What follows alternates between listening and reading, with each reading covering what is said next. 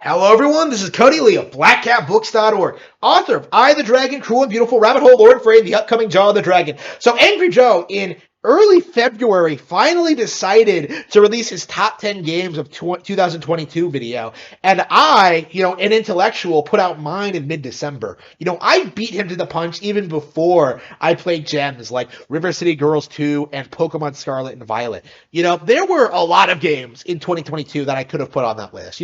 It was one of the best years in gaming ever, in my opinion. It was fantastic. So many great games, so many gems, so many great remakes, so many great continuations of classic franchises. There was so much to talk about. And honestly, I'm kind of sad that I left out like absolute bangers like TMNT, Shredder's Revenge, River City Girls 2, Pokemon Scarlet and Violet. The list goes on and on and on.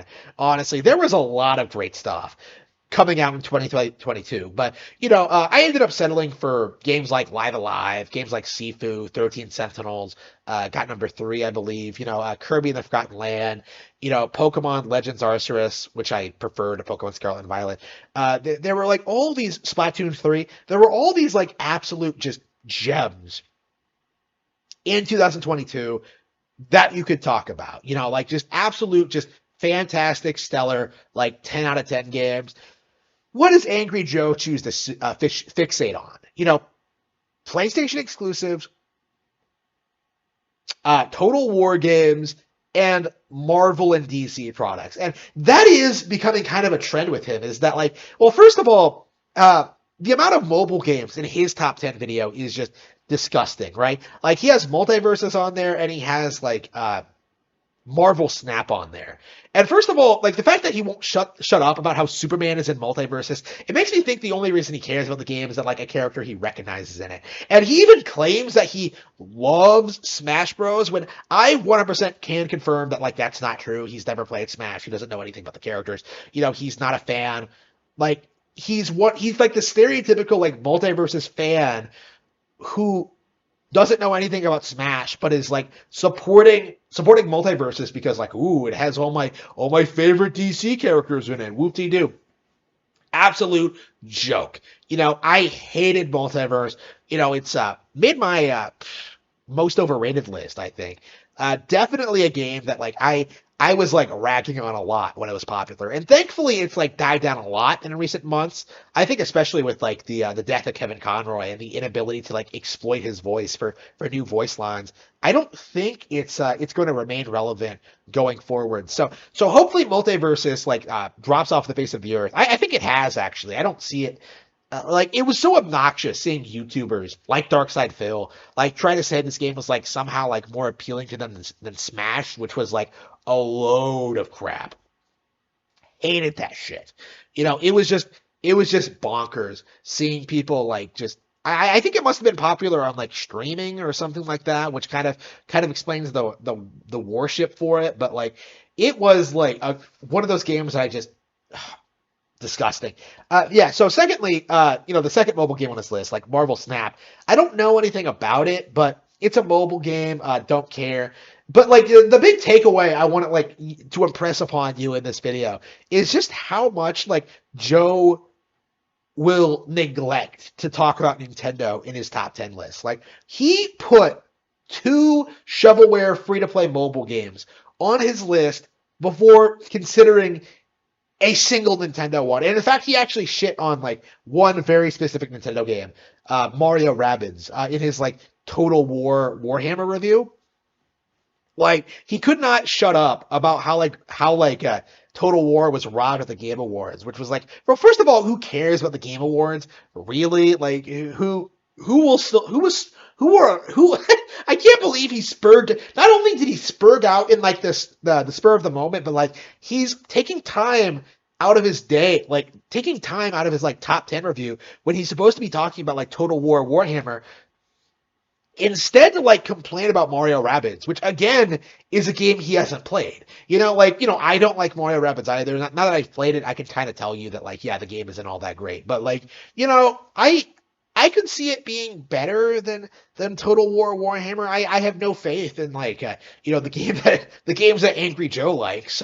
So yeah, maybe I'll play Total War Warhammer 3 and like do a give my own thoughts on it because I don't know anything about Total War. It does look kind of interesting, actually. I was looking at the footage he was showing off, and it actually looks pretty fun. So I think I might actually try it. But uh, yeah, the thing is, like, the complaints about Mario Rabbids, and like the thing about the Game Awards, like, who cares? Like, really, like, that is not something that anyone really cares about other than you, and yet you're still like hyper autistically like fixating on it, like it's something really important when it's really not. It feels like he was really personally slighted by that, and that's just a really really weird situation, and like it kind of goes to show you like his weird contempt for Nintendo games, right? Like this is like I think probably the only time I've ever seen him openly like condemn a Nintendo game like this, and you can hear the vitriol and venom in his voice when he's talking about how like Mario Rabbids didn't deserve that award and how it was completely unwarranted and how it was a complete joke that it won, but like it's just it was just an absurd thing to focus on. I think, and like thirdly, and like the thing that really gets my goat as someone who like loves games, the PlayStation exclusive thing. Like it's really weird to see like Angry Joe kind of transition into being a PlayStation fanboy because traditionally he was always like an Xbox fan. He didn't actually get a PlayStation until the PS4 came out because like the Xbox One had such a terrible reveal event, and he was concerned about like support about the viability of the platform going forward. So he switched over to PlayStation, and now he's doing these things where he's like pretending that he's a big fan of games like God of War, uh, Horizon Forbidden West, and there was a third one, right? What was the third one he put on the list? I'll have to watch the video again, but like, yeah, the one I actually did watch the Horizon Zero Forbidden West portion of the video, and it's really weird because it seems like he's really reaching to find something to like about Horizon Forbidden West. Like, first of all, he doesn't seem to realize the game is like only the second out of the series because he's talking about it like it's a long running franchise and stuff like that. Like, it's had some VR releases, but like this is the second mainline entry. Like the first game had DLC, but like this game is just like the first direct sequel. But he talks about it as if like, oh man, I never got into Horizon, I never cared for it too much, but like, oh man, it has a lot of potential. Like I love the robot dinosaurs, ha ha ha ha. And like this was number 5 on his list, and it really felt like he was reaching to find something to praise about it. Like I really encourage you to go and watch his video on the subject because it really does not feel as if this was a game he was like genuinely enthusiastic about. Like it does not feel as if like this is a game he particularly enjoyed or cared about, but it still makes his top 10. Why? Because like it's a PlayStation exclusive. Like that's really all it comes down to is that like, oh, I have to like promote this game so Sony like sponsors my content or whatever. And I imagine that's why there's so much like dick sucking for Sony in this video. I'm so appalled by it. It's disgusting. I find myself like really really really put off by like just the sheer amount of like worship that God of War Ragnarok and Horizon Forbidden West got, in spite of being like mediocre products that even Joe like admitted have a lot of problems, like so much so that I won't even bother checking them out. I never even finished the first Horizon or the first God of War on PS2. It's so terrible, such a terrible franchise.